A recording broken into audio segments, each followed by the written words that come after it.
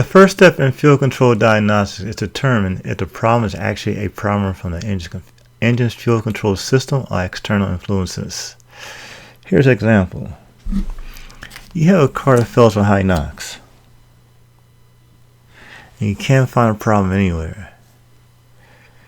Try checking for exhaust leak.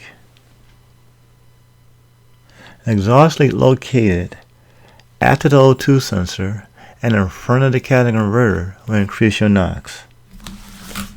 Because remember, for a cat to work, the rhodium in the front bed needs CO. If you have an exhaust leak and it's sucking in O2, that means the rhodium cannot strip, or the chemical reaction cannot happen for the rhodium to strip NOx in N2 and O2. So we have elevated NOx.